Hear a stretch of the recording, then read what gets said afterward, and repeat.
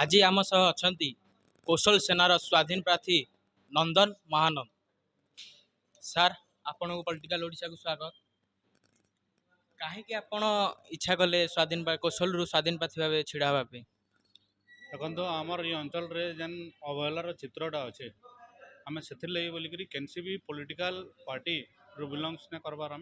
आम निजे स्वाधीन प्रार्थी हिसाब से जेन आमर कौशल संगठन अच्छन आम टोटाल पश्चिम ओडिशा रे जिते भी संगठन अच्छन समस्ते समस्त डिसीजन नहीं करी आम ये अंचल रे विधानसभा रे केंता पहुँची पारमु से गोटे वार्ता देवार लगी बोलिक समस्त को आज का प्रेस मीट रखाई और मुई एज ए इंडिपेंडेंट कैंडिडेट कौशल समर्थित कैंडिडेट आज आमर गणपति होटल रे प्रेस कॉन्फ्रेंस थिला। तो आज मोर कैंडिडेचर के नहीं करी सेटा डिक्लेयर कराला आ मुई इथिर लगी ये अंचल लगी उठुचे विधानसभा रे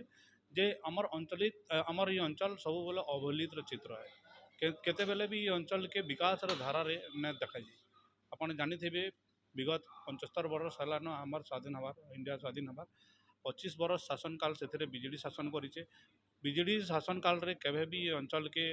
डेवलपमेंट ना रे किसी ना करी ये अंचल रे जेते नेता मंत्री थिले समस्ते पार्टी काम करसन केते बेले माटीर काम नहीं करी। तो ये अंचल रो विकास के नाडू हेबा जदि आपण विकास चाहूचन बोले विधानसभा रे ये अंचल रो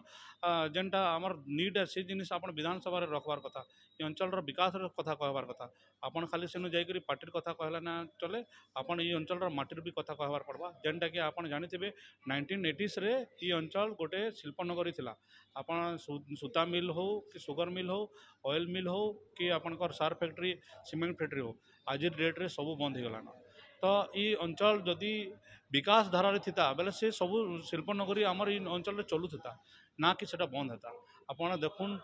प्रति वर्ष ये अंचल 5.5 लाख लोग दादन खटी जाऊन।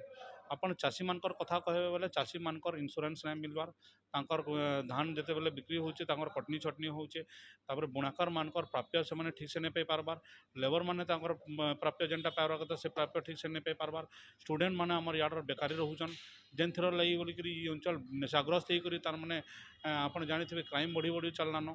तो आमर अंचल सब बोले अवहेलित है बोलिक आम प्रमाण दी पारमु जे जेन स्कूल अच्छे कॉलेज अच्छे सबु क्षेत्र में अवहेला करा जाइए स्कूल रे मास्टर नाइन और हॉस्पिटल जीवे बोले आप डाक्टर नहीं पा से प्रतिवाद रे आम ये अंचल विकास केनता हेबा से बोलिक आम एज ए कौशल समर्थित कैंडिडेट कही पारबे इंडिपेंडेंट कैंडिडेट हिसाब से मुझे चाहिए। आमे देखु जे आपण भाई अताबिरा बीजेपी प्रार्थी भाव चयन होती तो आपण तांको समर्थन करें? देखुन गोटे घर रे आम दुई भाई हेले आमर विचारधारा अलग अलग है। से बीजेपी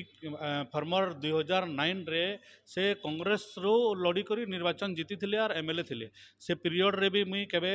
केनसी पार्टी रो झंडा ने धरी कि आज तक भी नुहे धरबार तलमी केनसी पार्टी रो झंडा मोर मोर परिचय होचे इंडिपेंडेंट मुई इंडिपेंडेंट हिसाब रे फाइट करछे और मोर दादा जदि तार विचारधारा अलग है बोले मोर भी विचारधारा अलग है तो से तार सपोर्ट मोर नु नानो कि मुई भी ताकर सपक्ष रे नानो आमे भाई घर भितर आमे भाई हो बाहर पॉलिटिकल रे आमे भिन्न भिन्न आमर मत अच्छे।